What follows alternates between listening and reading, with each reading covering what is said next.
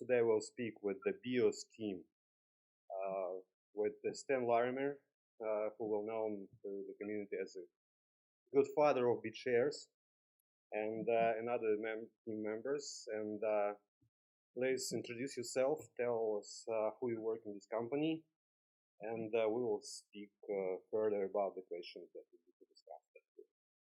Okay, I'll start because I'm mainly in the background. Stan is the visionary and the technical expert. I'm in the background. I helped by forming a company called DEEX Limited, which is a Malta-based company, and that company developed the software which is now BEOS.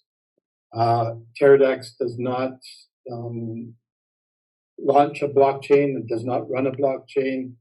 All we do is develop software, and then we license that software to a nonprofit company in Utah called the BLCA, the BEOS Limited Cooperative Association. Under Utah laws, it is a nonprofit, and it is fully legal for them to launch a blockchain and to distribute tokens. So we have no regulatory concerns anywhere within our ecosystem. So my background now is that I live in Greece. The rest of the team is mostly in America. So we've got time zone differences that we have a lot of problems with dealing with. It's not a problem when you think like a team, when you work together and you dream with one dream. You breathe. So anyway, in the interview with us today is Stan Larimer, as you said, the God Father of Bitshares. Yeah, we all know him with this name. Yeah. All our community and all the Bitshares community knows him with this name. We know that's not your first project, BEOS. Bitshares and all the projects you worked later. What was the great opportunity to show how the blockchain works, how this technology can change the world, how it can be useful for people, for community, for cryptocurrency users. So please tell us about the BEOS and how the idea came to make it, because it combines two blockchains, Bitshares and EOS, and you liked some connection with them. Yes, well, one of the things that I set out, my first love is BitShares, and I want to make BitShares successful. When Dan went off and created EOS, there was some concern that EOS might supersede BitShares. I couldn't stand to allow that to happen, so I decided that I would put something in place that would allow BitShares to project all of its tokens. It's a smart token factory, among other things. Put all those tokens across onto the EOS network and make them usable and relevant in the EOS ecosystem. The best way to do that, we decided, was to create a middle chain, which was going to be a clone of EOS. So BEOS is first and foremost the exact clone. It's designed so that it can keep taking updates from the EOS people as they continue to upgrade their system. We'll continue to upgrade it. But the goal was to tie that middle chain to BitShares so that we didn't have to modify BitShares extensively in order to have the two networks communicate. So we wanted a network that we would be free to modify ourselves, and that's why we created BEOS. Okay, so tell us more about the upcoming plans for the BEOS development. Because we all know that Bitshares was a quite successful project, the EOS too, and the BEOS ecosystem is not just the token, which is already listed and traded on the DEEX Exchange. It's the whole ecosystem. So, what's the opportunity and what's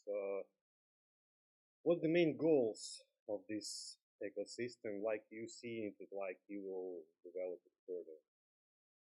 Yeah, sure. So.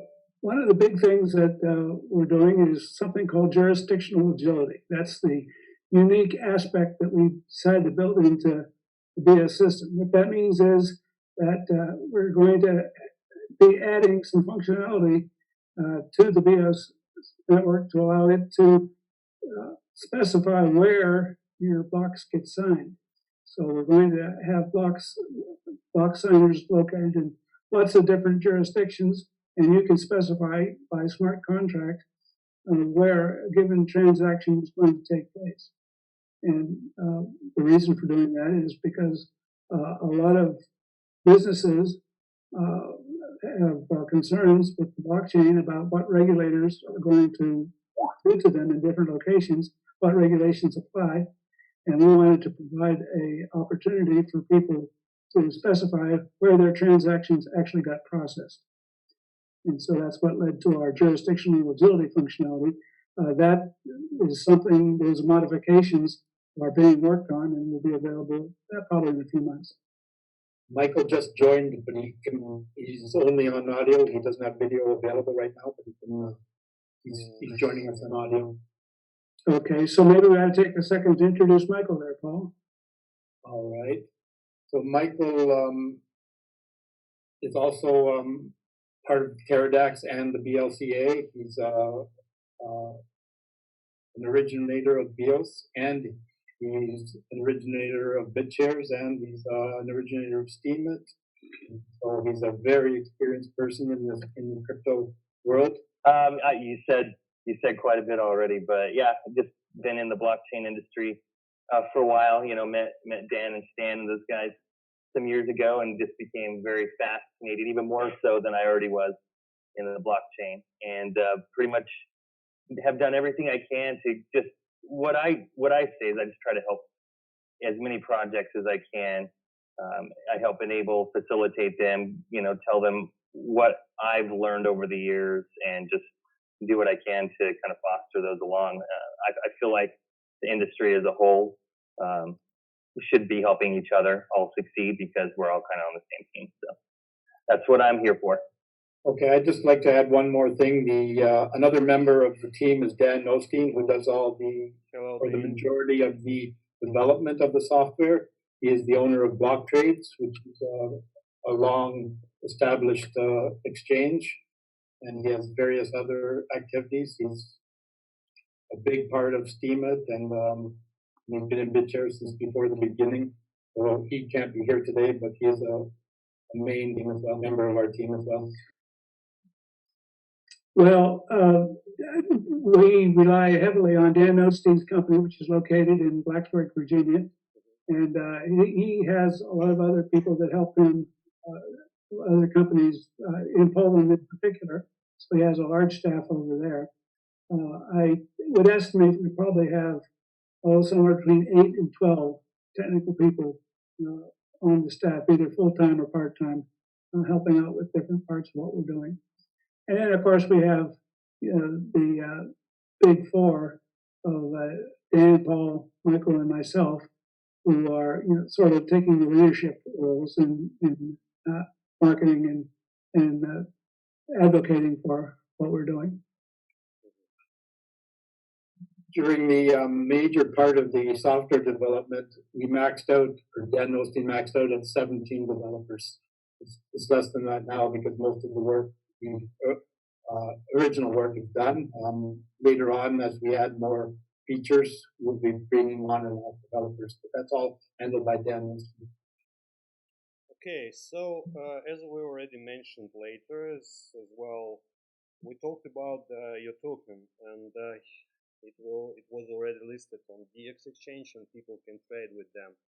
So can you speak more and tell us about the tokenization model and how it will be implemented in BEOS, maybe other blockchains, how it will be connected with this blockchain as well?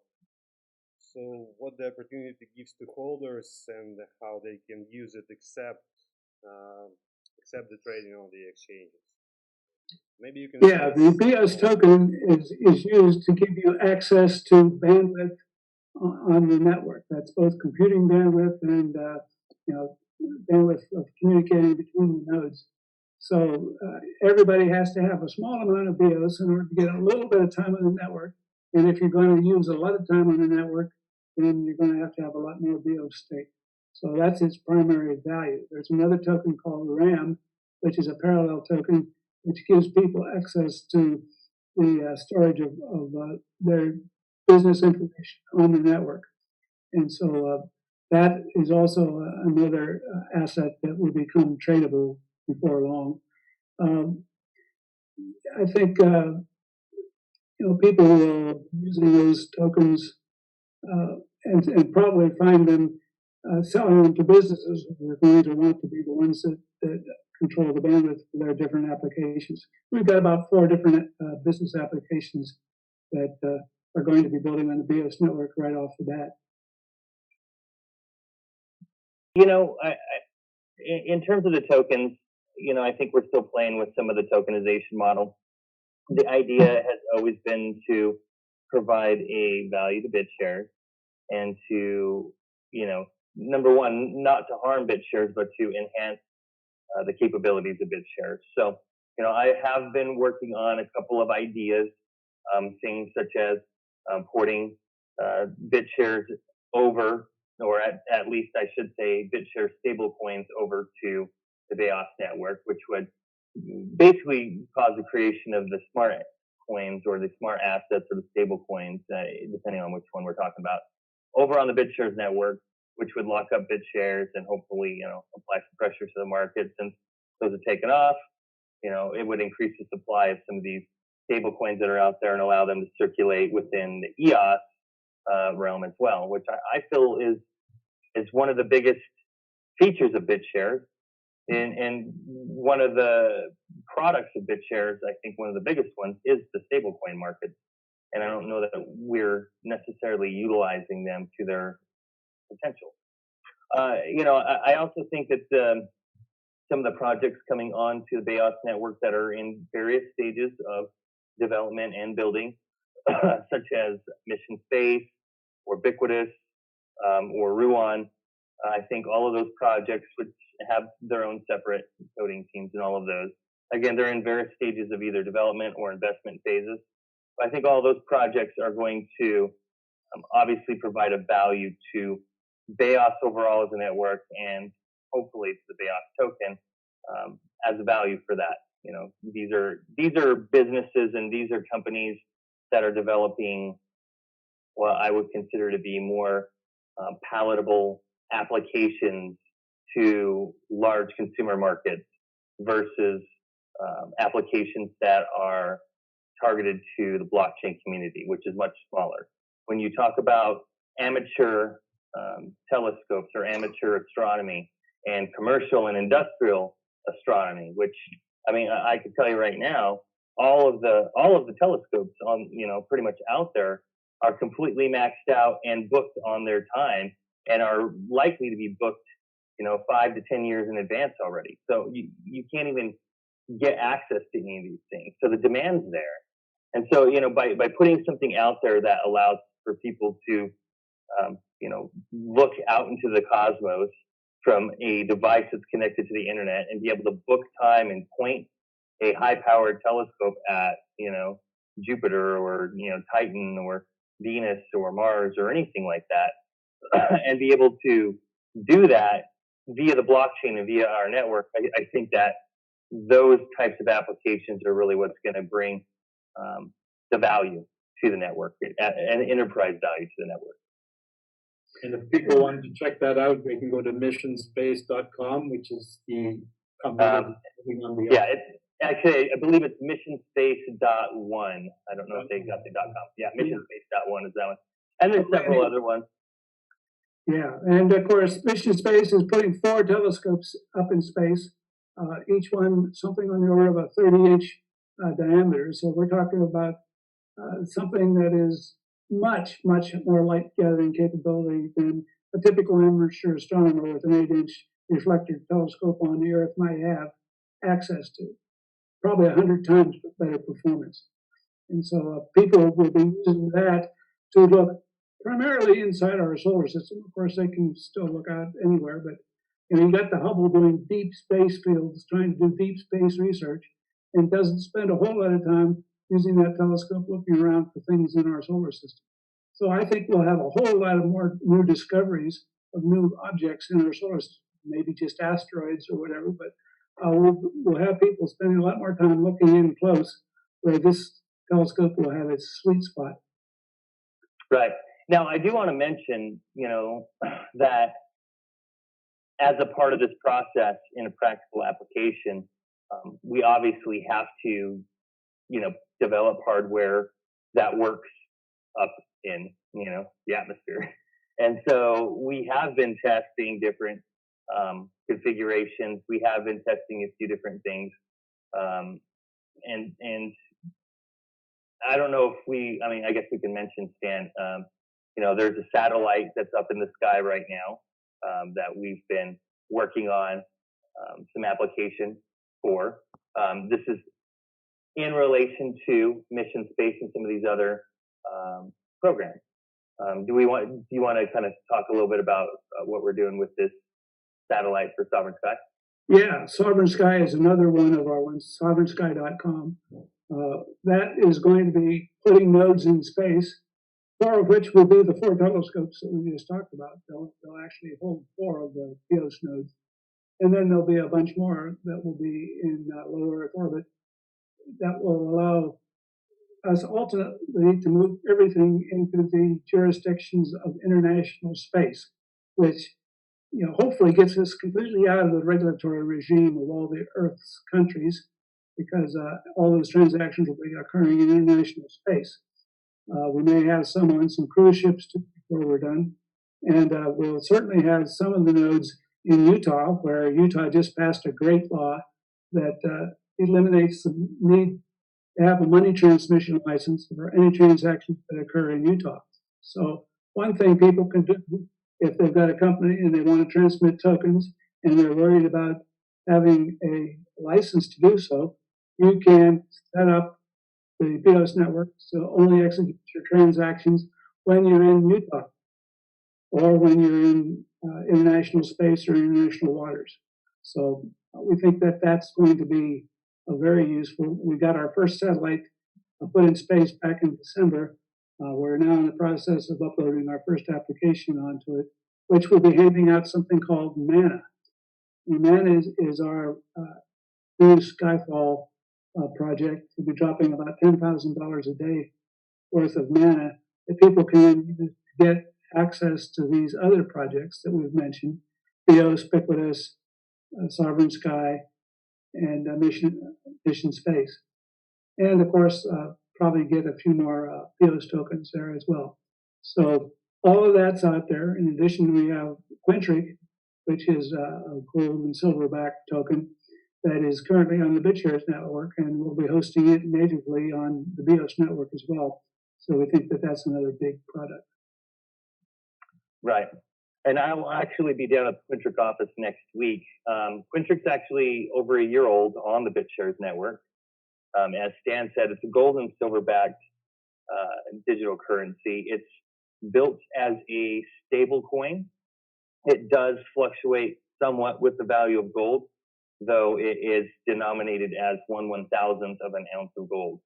So relatively stabilized value in terms of gold stability, and relatively stabilized value in terms of denomination or the actual portion of gold on it. But if gold were to go parabolic, you would probably see that coin follow suit. So these coins are backed by 100% gold and silver coinage that is held in a vault in Utah, and there is no fractional reserve. So every time a coin is put onto the blockchain or minted onto the blockchain, then that coin has also been placed in that vault. And so you can reconcile them between the two. And so that's just another project, I think for smart banking. It's an alternative to banking.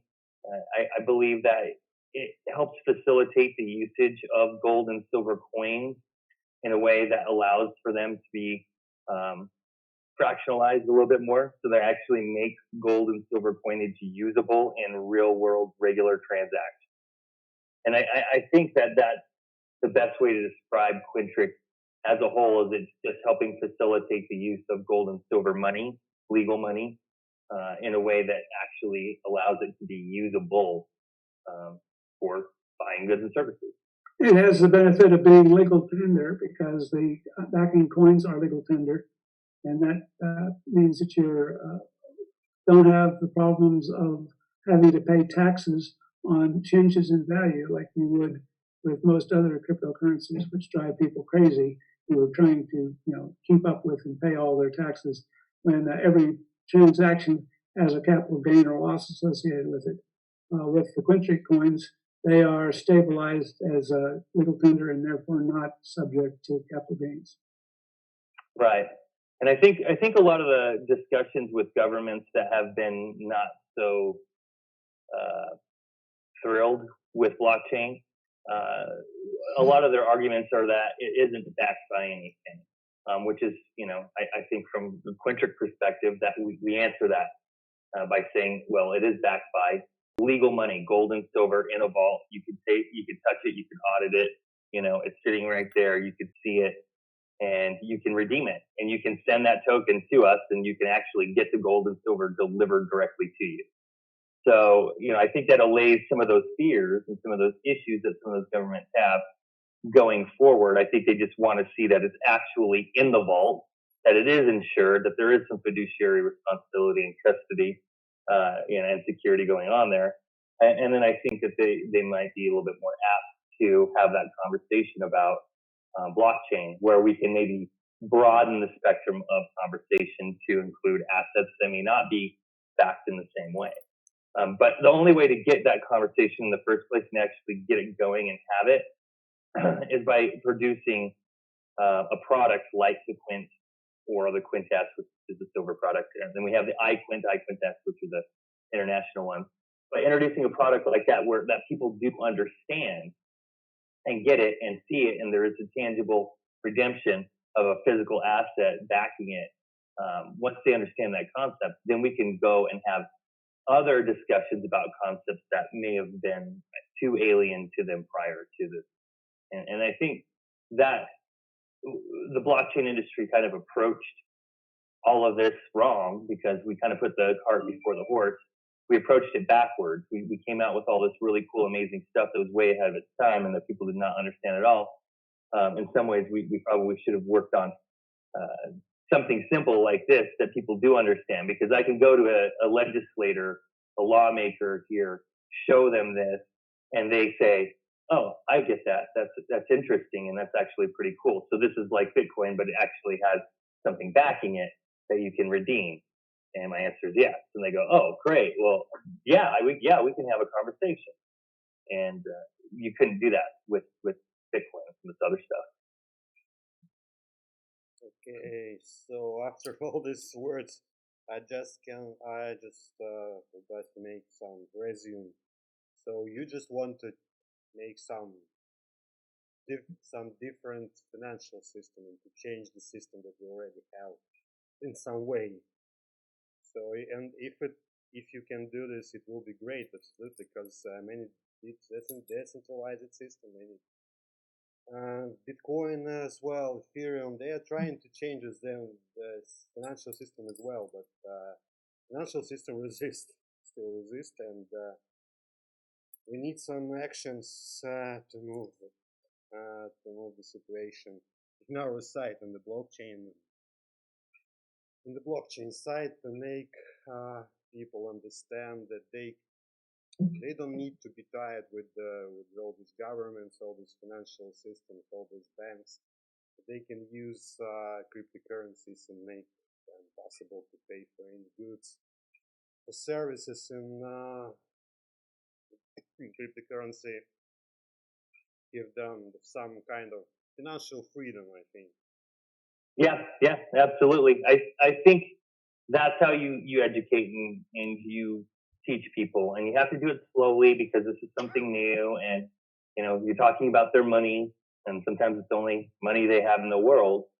So you just got to take it a little bit slow and introduce this to them using concepts that they're already more comfortable with, and then getting them used to concepts they're not quite as comfortable with, that are a little bit different to them. And so that's kind of what we're doing with some of those projects. Now, one of the other things that Ruin and Sovereign Sky are interested in is actually using this new financial system to eliminate global poverty. When you look at people out there that are in poor parts of the world, it's usually because they're disconnected from the economic uh, fast lanes, if you will.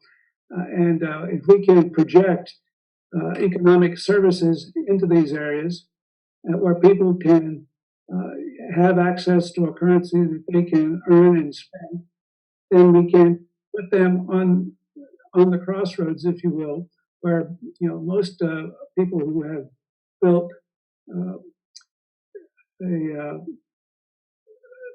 big prosperous countries usually occur at the mainstream intersections of crossroads of trade.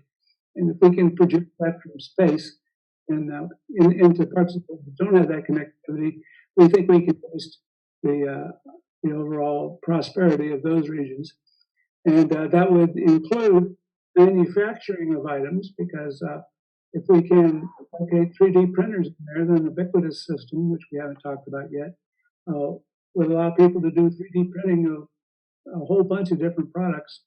And not only that, but be able to contribute products by designing more 3D printed instructions for these printers and making those available to the world. So hopefully that's another thing that will boost prosperity in large parts of the world that don't have access to instant delivery of commercial items of any type. Yeah, well, I think the scope of what we're able to talk about is probably starts with the mana token, which comes down from space every time a satellite passes over a ground station, and is distributed to people who have staked their BitShares and their BEOS in an 8-to-1 ratio on the BEOS network. People who have that get this token, and then they can turn around and buy tokens that represent these other big four companies that we're talking about: Ubiquitous, BEOS, Sovereign Sky, and Mission Space. And then they can get access to those tokens. But those tokens, in some cases, are security tokens, and therefore they're subject to licensing by the SEC, and therefore are limited in exactly how you can get them. But if you comply with the requirements, then you can cash those in. Otherwise, you can own them while we hold the tokens on the BS network in escrow for you. So we've got those type of options available for people, and all those things are going to be interchangeable and purchasable with things like Quint, which is our goldback coin. So those are the things we're able to talk about, and that's a pretty full plate that we've got going. I'll jump in for a second too. Yeah, Manafall should be very interesting. As Stan says, the Manafalls from the satellite that we have up in the sky at specified times throughout the day. It's distributed to people who are just staking their BitShares and their BEOS in their BEOS wallet, and then they are able to take their mana and exchange it, redeem it for these tokens that we put up there. Now, mana really isn't worth anything outside of this. It's only worth something if you redeem it with the nonprofit association associated with BEOS project. So that's out there, and that's pretty cool. What I also want to say is that, like with the Quintric project, we're working on physical money just as much as we are digital money. Where we've already tokenized the gold and silver coinage, so it can be used and used fractionalized. And remember, you can redeem the Quint tokens, the blockchain-based crypto tokens. You can redeem those for actual gold and silver directly delivered to you. Now, what's really great about that, though, is that we are also, and have been for the last year, experimenting with and producing gold bills, physical bills made out of 24 karat gold, real gold. And it's actually patented with a process that bonds this gold with a plastic type polymer that allows for us to put artwork on it, anti-counterfeiting measures, all sorts of things like that. This gold can then be circulated as money by hand, just like you do with paper money. The difference is that it's made out of actual gold and it has redemptive value outside of the acceptance value. It has a physical value associated with it. And those bills can be redeemed for digital tokens or for gold coinage or for use as payment. Now, the kicker to this is the important part, is that we've now gotten bills made for an actual state in the United States. So the state of Utah, we actually have a bill now that we're releasing, I believe, here fairly soon. In fact, I believe they were actually selling them at Freedom Fest in Vegas last week, Dan. So I have a couple specimens here with me, but they actually some senators actually were at Freedom Fest, and they ended up coming over to the booth and purchased some of the gold backs because they're highly interested in what they can do, and we will talk about that later. But these gold backs, physical money, can now be circulated as legal tender for payment, public and private, for goods and services in the state of Utah. So you can go to the grocery store, and so you can physically use that bill, and you can also redeem that bill for Quint tokens, crypto tokens, or the actual gold and silver in the vault. So projects like this, I think, bring the blockchain full circle. People will then start to understand and use the blockchain more, because then they'll realize, oh, well, instead of me sending this gold back in the mail to grandma who lives all the way over in China, I'm going to just redeem it real quick at a teller for digital tokens and send those to grandma across the world in real time, using the Bitshares network and Quintrix, and grandma will then be able to get that token and redeem it for gold and silver, or hopefully in the future be able to go to her local teller and pick up a gold note that's legal in her jurisdiction. So this is the kind of stuff where, like you said, I'm kind of getting outside of the legacy financial system and the legacy money system, and kind of creating a loop, a system for other people to use as an alternative.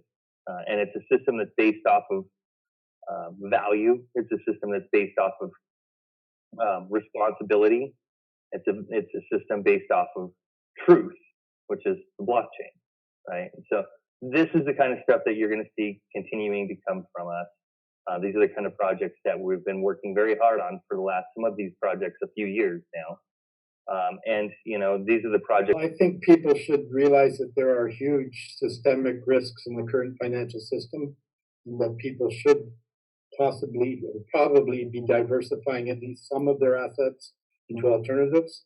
And one of the alternatives is cryptocurrency, but they should be careful, because not all cryptocurrencies are equal. Some of them do not comply with the regulations that they needed to, and governments are starting to clamp down. And so they should look very carefully at what cryptocurrencies they choose. And two of them that are compliant and have always been compliant are Bitshares and BEOS. Okay, gentlemen, so I just need to say great thanks for all of you to find time to record this interview. I think all our users, all the Bitshares users, cryptocurrency owners, will be grateful to hear it, to see it, and to make some decisions about the crypto, about the project, about your project, BEOS, because many things will change. Many projects say that. Many projects. So your users might also want to know that we have a Telegram channel for BEOS, and they can check out and ask questions there. Yeah, absolutely. And many projects say that they will change the world, but we're doing it. Yeah, but I say honestly now, absolutely honestly, you're the team who can make it. Thanks. Okay. Thank you, Peter. Outstanding. Thank you much. Thank you. Thanks, Peter.